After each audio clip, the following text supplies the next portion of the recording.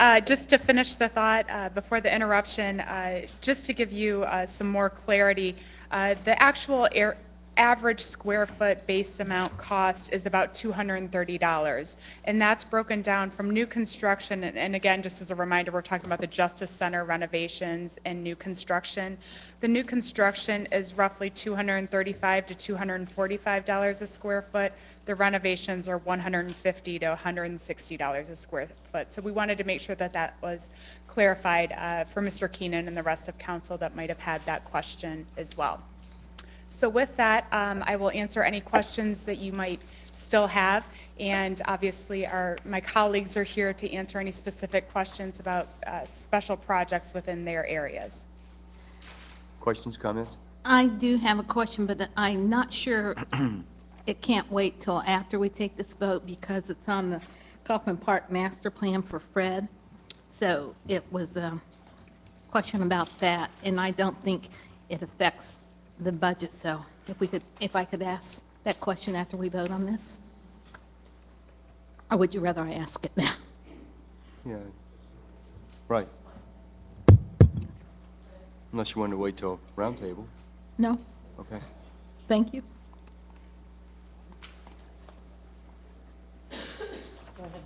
Or you want me to ask? Yes, please. I'm sorry, I misunderstood you, is what I've been doing. Fred? Yes. Thank you.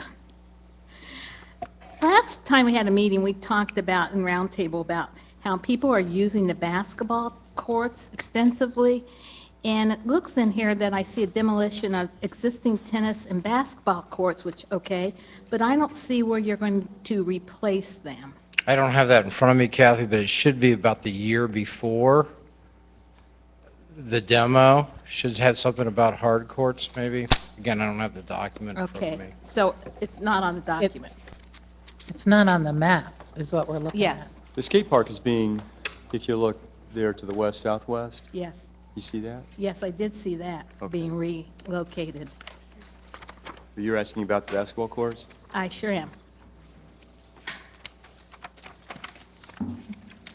Okay, is it the funding year or the location that you're asking The about? location, Look at the skate park exhibit. yes, On that exhibit, and again, this is just conceptualized, but on that, the northernmost part of that exhibit shows 3 hard courts there. Those are representing basketball courts, and the ones below there are representing tennis courts. Now, whether or not it's that exact configuration will be in the final design details, but it's kind of this exhibit here just shows the approximate location, as well as that land mass's ability to handle it. so when are these new new basketball courts? Yes, yes. And what year are they funded? That's Angel's digging in her budget book Is right that now. the yellow color? Is that the, I guess that's yellow. I don't know. it doesn't look It's- yellow to me. No, the yellow is a road. That's the road. Well, it says design year, construction year.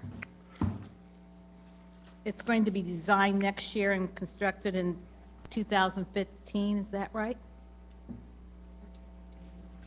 Yeah, colors don't match. Well, that takes a long time. It'd be 16 design, 17 implementation of the courts.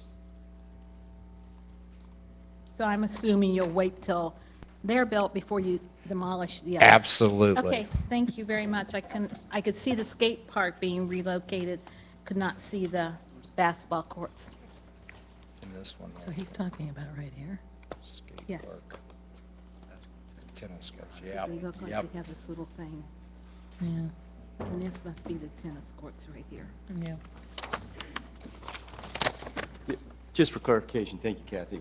Just for clarification, the new tennis courts and basketball courts will be nearly immediately to the east of the new skate park, or thereabouts, Yeah. east, northeast. Looks like there's 3 basketball and 4 tennis. There you go. Thank you. Okay, thank you, Fred. Appreciate it. And thank you for the date that we have those programs. Anyone else? I just wanted to thank Mr. McDaniel for the memo in here. regarding the Dublin and Ignite. That's very exciting, what we're talking about doing there. Maybe you could come up to the podium for just a minute.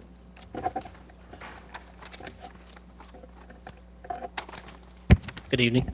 Good evening. Sounds like that would put us in some really rarefied company, I guess. Yes, it would. The budget proposes to, as you know, the city possesses over 120 miles of fiber optic infrastructure throughout central Ohio.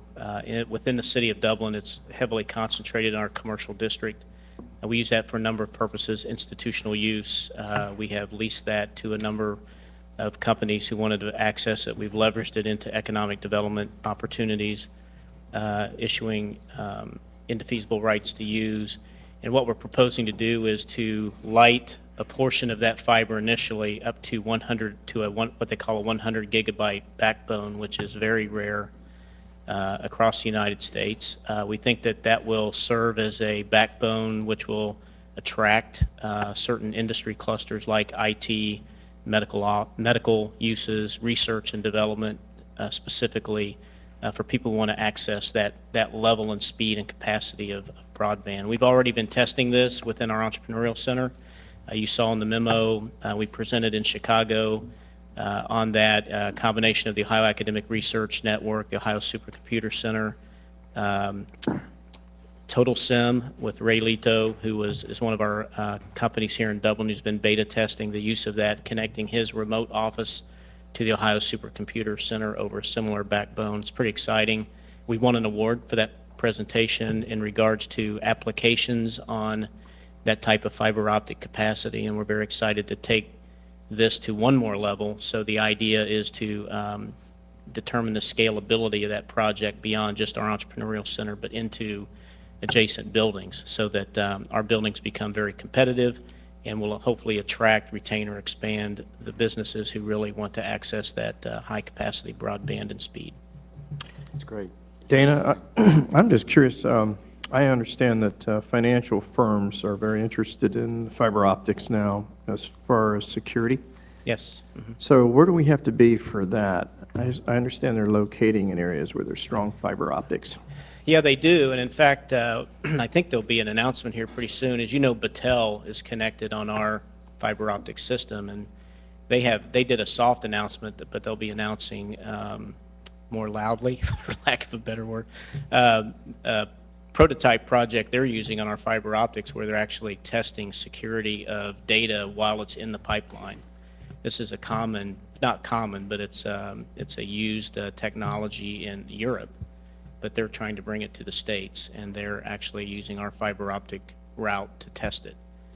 So that's, we did that deal with Battelle back in 2004 or 5, and here they're still using it today. And I think that's certainly about trying to harden data for financial institutes and people like that.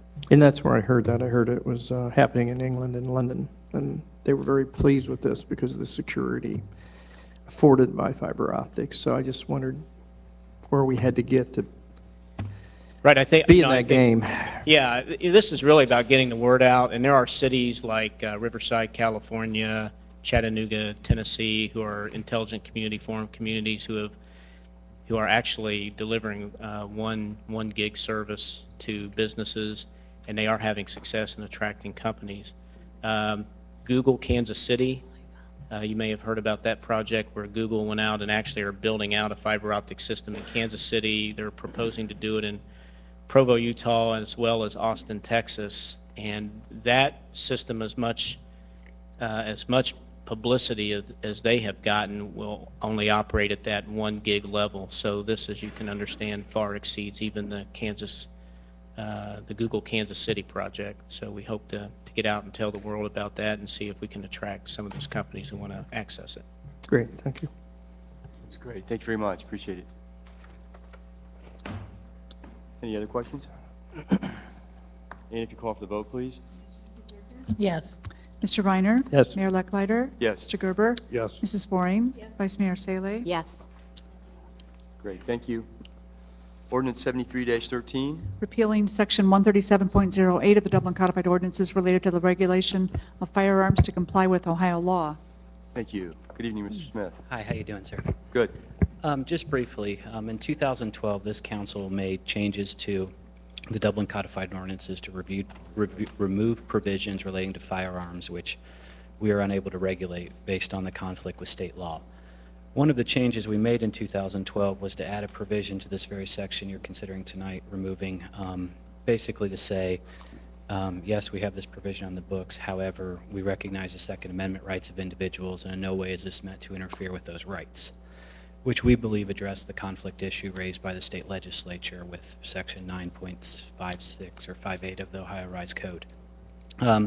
We have since been contacted by a number of individuals regarding this provision, basically arguing we do not have the right to regulate this under Ohio law.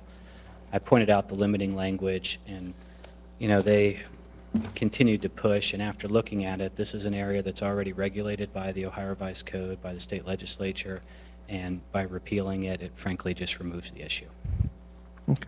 And I'll be happy to answer any questions you have on this matter. Very good. Thank you. Questions, comments? Help me understand, because I think one of the things that brought it up was the Irish Festival. And yet, when I go to Nationwide or a football game or whatever, they're always searching bags and things like that. Can you explain the difference here? Yeah, the problem is what has happened in Ohio over the last several years is the state legislature has passed what they say are comprehensive enactments of state laws, which limits our ability as a city to regulate certain things within the city. We cannot regulate the ownership, possession, or sale of handguns, period. The only provision we have in the code we are allowed to prohibit the sale of handguns in residential neighborhoods and in areas zoned for agriculture, but if it's commercial areas, there's nothing we can do. When you talk about special events, those are a unique circumstance, and that's one of the things that we are looking closely at because we did have issues and concerns raised regarding the Irish Festival and our policy there. And it's really the Irish Festival and Spooktacular, the two events at issue. The 4th of July takes place on school grounds. That's a whole different world under Ohio law. And the parades, frankly, there's really not a lot we can do there.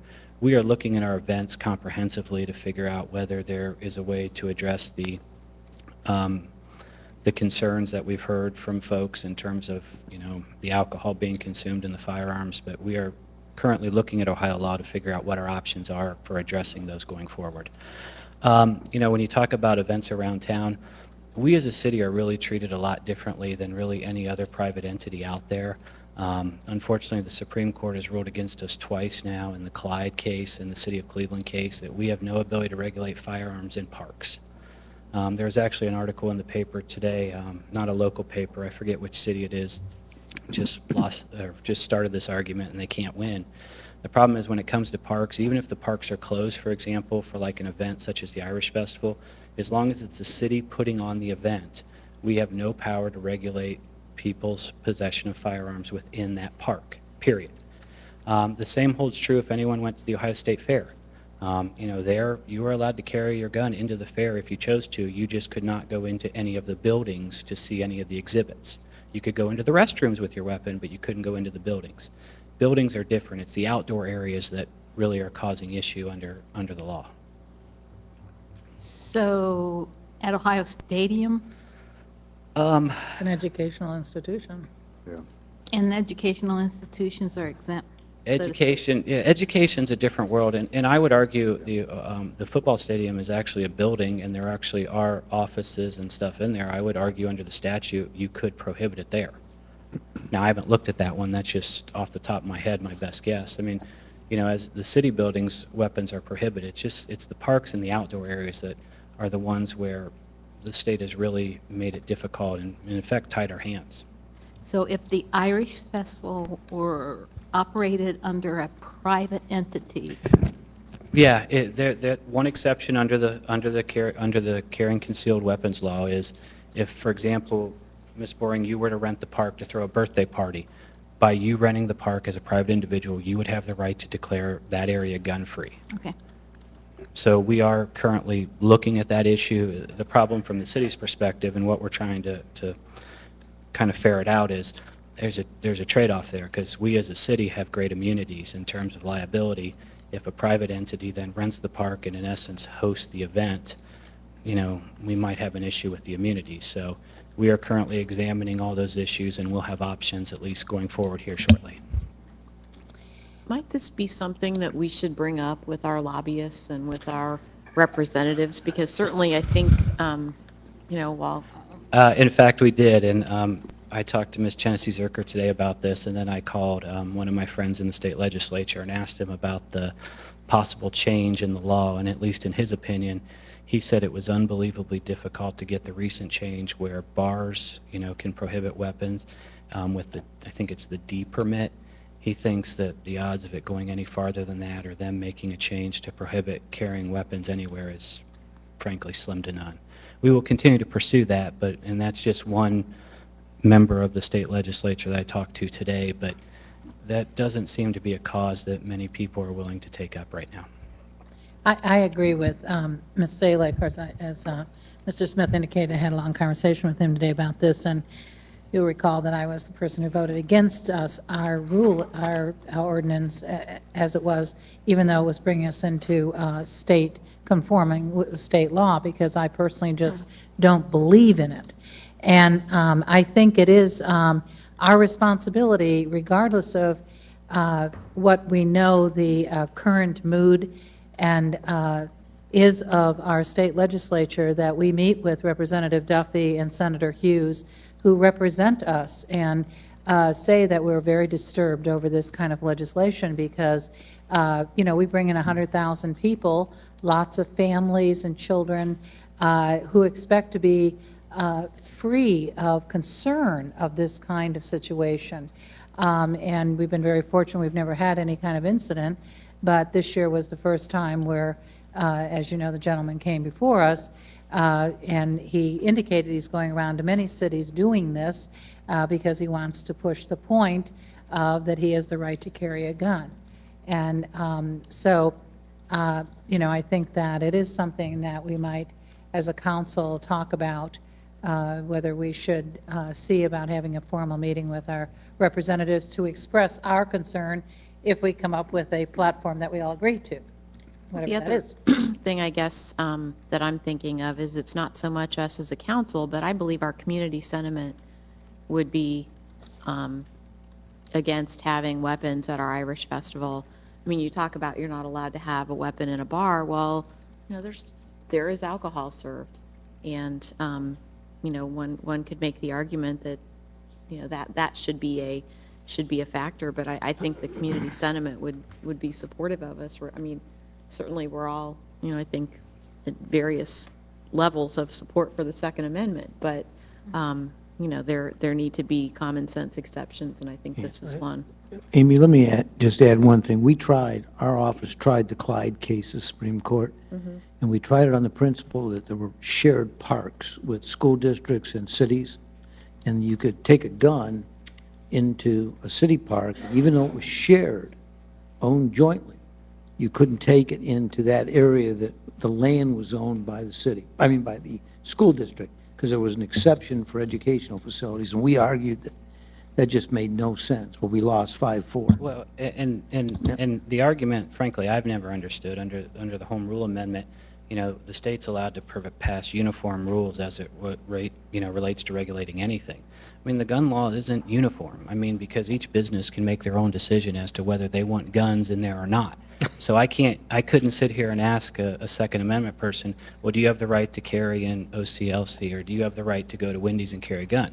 They don't know the answer, because they don't know if it's yes or no. And if everyone has the right to make their own decision, how is that uniformity across the state? But unfortunately, Supreme Court didn't agree with my thoughts, so we will continue to look at it. It's just very disturbing when we think about all the emphasis that the country is looking at events in our large gatherings of large crowds or a number of people, and it's just very disturbing to think that we can't do something to protect our large amount of visitors during that time.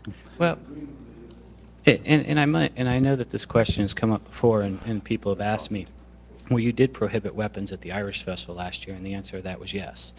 Each one of the folks, whether it's a food vendor, whether it's a merchandise vendor, they are renting space from the city during that time, and as part of every single one of those contracts, it has a provision where they ask us to declare the area gun-free. So we did it based on the private rental provision. I know that Mr. Noyce, who I've spoken to on numerous occasions, and he was here at the last meeting, has called. He doesn't like my argument there, but that's at least the basis we've been doing it, and that's at least one of the basis we will bring forth to you in terms of options, in terms of going forward with looking at this issue. Are we, excuse me, are we being asked to repeal this because a court of law has said that our ordinance is unlawful? No, sir.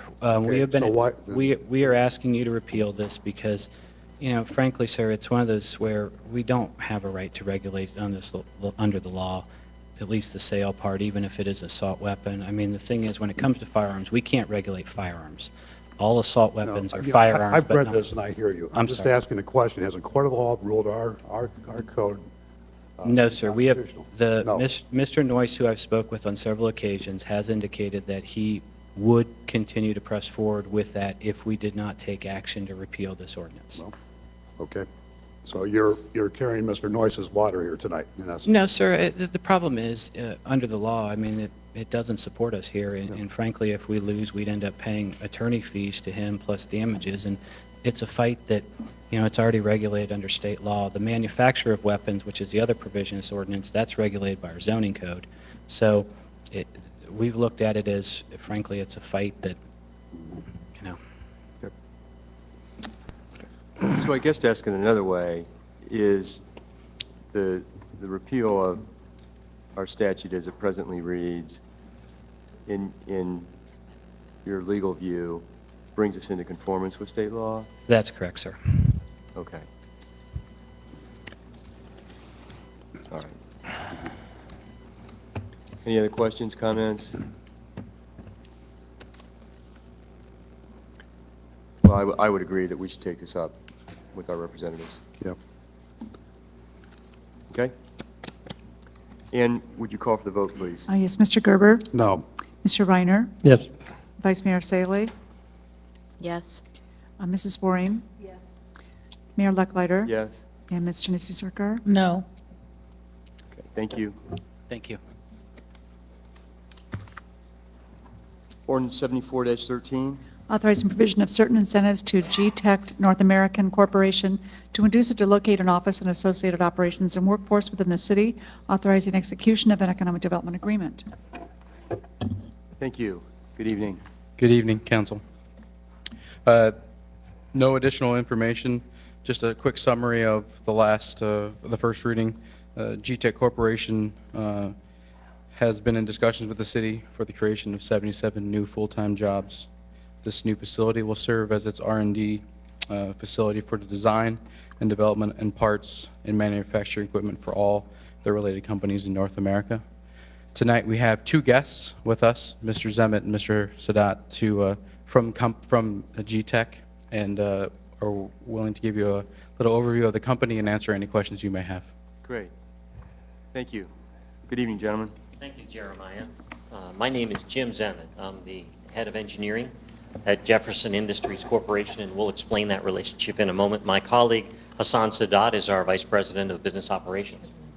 First, I have to say thank you to Marcia and Jeremiah. They were gracious enough to attend our kickoff ceremony last Friday at 325 Kramer Creek, where you may have seen our new GNAC sign on two sides of our building.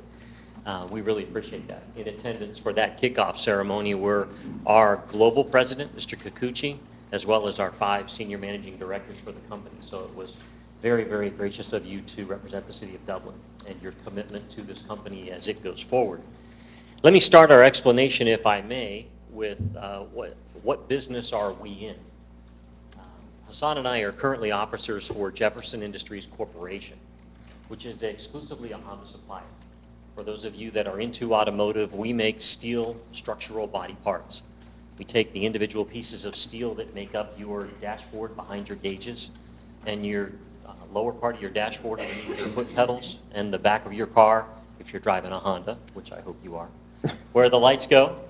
We make those kinds of panels. We stamp the individual pieces, then we weld them together with over 500 robots in our facility in West Jefferson. in Madison County. Our owners are G-Tech Corporation in Japan. That's a merger of two companies about 2 years ago that came together to be an international company. They have about $1.7 billion in sales this year. They are now in 25 plants in 10 countries, and they have one research and development facility which is located in Tochigi in Japan. And that really brings us to this podium and to our activity tonight. By way of introduction, I said we're suppliers for Honda. So over the past 2 to 3 years, Japanese automakers have realized that their biggest market is here in North America, in fact, in the United States. So for years, cars, I thought I was, my wife tells me I'm loud enough. I'll have to introduce her to Ann. So over the years, many years, all of the development and research for new models has been done in Japan. And talking about moving it has been rather taboo. However, with the realization that the biggest market is now in the United States, Asian automakers have begun to transfer these coveted responsibilities from Japan to the U.S. Mr. Iwata, the North American Honda president, visited our plant in Jefferson Industries about a year ago and told us, get ready. We're moving development of new cars from Japan to Honda's research and development facility in Marysville called HRAO. And he said, you need to get your engineering group together and get moving. So our global executives did exactly that. On April 1st of this year, we legally established GNAC, or G-Tech North America Corporation. G-Tech North America Corporation is the company that will occupy the property at 325 Kramer Creek in Dublin. And for the first time, we will bring development for our structural components from Japan to the United States in support of Honda's activities, which will do the same thing.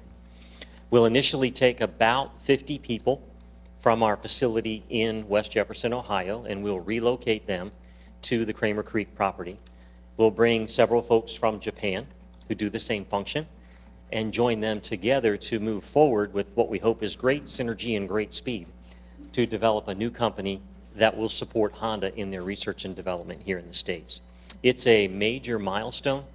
It's like the Japanese are moving Detroit from Japan to Ohio, if I can make that analogy. So we are very, very excited. It is our facility, strictly an engineering facility. No production, no chemicals. We wanted all that, but Marcia said no, so what can we say? No, that's not true. Strictly engineering. We're a strictly design engineering facility. All of our production is done either at Jefferson Industries in West Jefferson or one of our sister plants, and we have several of those. We have a plant in Elora, Canada that supports Honda Canada. We have a plant in Georgia that supports Honda in Alabama. We have a plant in Indiana that makes some parts for Subaru and will soon support Honda as well. We are building a plant in Mexico, and we also have a plant in Brazil. And the vision is that this new GNAC, or G-Tech North America Corporation, will be an umbrella for engineering and research and development facilities for all of those folks in North America. So we are very pleased that you are considering some incentives. We are waiting in the back for your yes votes. No, we really do appreciate your consideration. We are very, very happy to be part of the Dublin business community, and we're happy to be here tonight. Thank you very much. And this will result in the creation of 77 jobs here in Dublin? We will, at least. This year, we will start with about 60, and over the next 2 to 3 years, that'll grow to nearly 100, actually. Fantastic. And yes, by the way, Mr. Zemet, I have a 99 Accord in the lot back here with 220,000 miles on it. Thank you very much. My wife has an Odyssey with over 200,000. Has it rubbed off on, well, we'll talk after. I have a couple dashboard lights that have gone out, though. But we're the structural, not the electrical. That's not you. We'll talk to Stanley Electric. All right. Okay. Mr. Zemet, one final clarification. Your, in the spring, once operations are fully functional and all your renovations are complete, will you be having another event where you hope to have other invited guests? Well, actually, we will. In fact, we have 3 major milestones that we're going to celebrate all together, a little bit later than the spring. We have a shareholders meeting every year when our global executives come to the States We closed the books on last fiscal year. So at that time, we're going to take advantage of their visit to the U.S. to do three things. We're going to have a grand opening for 325 Kramer Creek. We are going to celebrate the 25th anniversary of Jefferson Industries Corporation in West Jefferson, all 700 folks down there. And we are building a new plant behind that current Jefferson Industries, which is a hot stamp plant, brand new technology for the Honda family of companies. So we'll be celebrating the grand opening for that plant as well. And we do hope at that time to extend an invitation to many of you, given the good support that we've seen. Good reminder, Jeremiah. Thank you. Thank you. Mr. Sadat, would you like to say anything? Yes. First of all, thank you for your time. Just to give you a background about our organization from where we are, right now we have currently 400 engineers that are working in Japan on development. And North America accounts for about 50% of total global operation. So from our perspective, we always love to underpromise and overachieve. So the 77 that we are promising you, it is, my opinion, way under what we think is going to happen.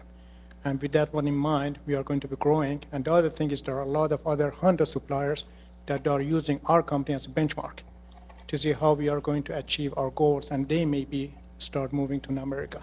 So it's going to be more of a flagship of all the R&D operation in Central Ohio. Thank you. We appreciate that very much, and welcome. If there's nothing else, Ian, if you call for the vote, please. Mayor Lucklider? Yes. Mr. Keenan? I'm sorry, Mr. Reiner? Yes. Mrs. Waring? Mr. Nisi Zerker? Yes. Vice Mayor Salee? Yes. Mr. Gerber? Yes. That's great. Thank you very much. Thank you very much for your time.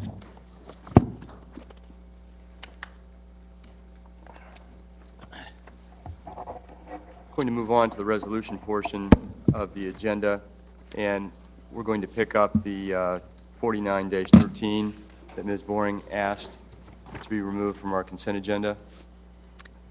And if This you'd is like to read accepting that the lowest and best bid for the Brand Road Shared Use Path Project. introduction. Oh, great, thank you.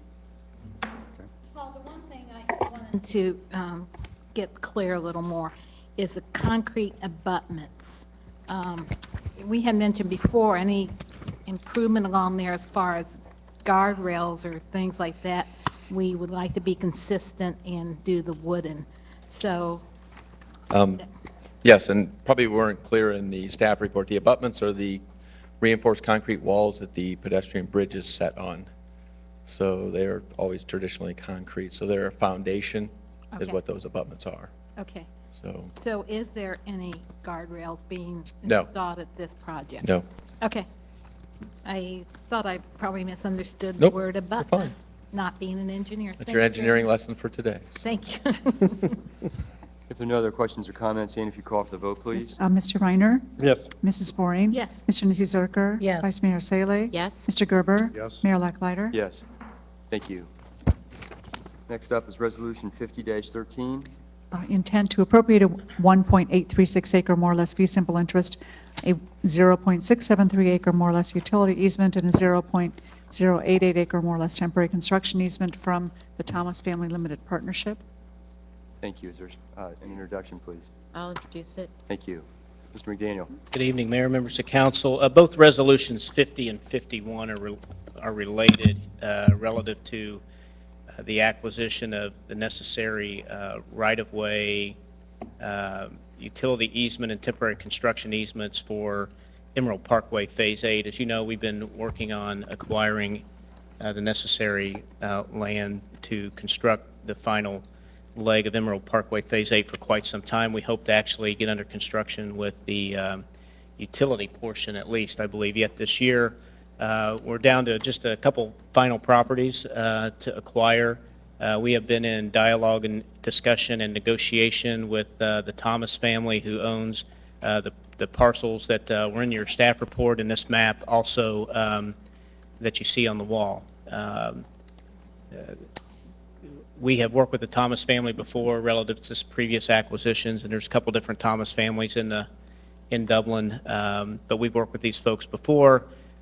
This is an intent to appropriate. Your next meeting, you should see an appropriation ordinance. We intend to go ahead and move forward with the appropriation. Based on our appraisal, we do continue, and I will commit to you that we'll continue our dialogue and negotiation with the Thomases as long as we possibly can to try to come to an agreement on purchase of this property. And at any point along the way, you might see a real estate purchase agreement as opposed to an appropriation ordinance. We hope that would be the case. So barring any questions you have, that's all I have. Questions or comments? I'm just curious, so you plan, or the hope is to get the utilities begun this year, Yes, and then construction of the actual roadway next year? yes. And we will be driving on it, perhaps? I'll let Paul signal the answer to that one. So about a year from now. Okay, excellent, good But you news. notice he didn't say that into the microphone, though. Did you? So I understand. that would be the goal. Excellent. Great, thank you. Ann, would you call for the vote, please? Ms. Janice Zerker? Yes. Mr. Reiner? Yes. Mrs. Waring? Yes. Mr. Gerber? Yes. Vice Mayor Salee? Yes. Mayor Lucklider? Yes. Thank you. Resolution 51-13. Intent to appropriate a 0.300 acres, 0.300 acres, more or less fee simple interest with a 0.234 acre more or less encumbered as present road occupied from the Thomas Family Limited Partnership. I'll introduce it. Thank you. Mr. McDaniel. No change, same information. Very good. Ann, would you call for the vote, please? Mr. Gerber? Yes. Vice Mayor Salee? Yes. Mayor Lucklider? Yes. Ms. Janice Zerker? Yes. Mr. Reiner? Yes. And Mrs. Waring? Yes. Great, thanks. Staff comments?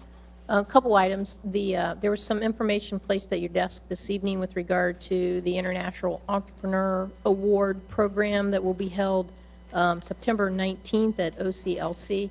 And Dana's provided information on the invitation and provides the information on the keynote speaker and the fact that council, we have purchased a table, and if there's anybody from council that has an interest in attending the event, please let us know. Other items, at the last council meeting, we provided an update on the Highland Croy Brand Intersection Project, and that project is on schedule, and it is anticipated that the road will be open on Friday, I believe, Paul, is the date. And the other projects are moving forward, and there's also information at your desk this evening with regard to the post road closures as it relates to the Kaufman Park expansion program and the action that we'll be taking in getting the information out to the users of that facility. And the majority of the street maintenance program for this year, you can see a lot of areas throughout the city that are being completed, and I think they're pretty much all on schedule.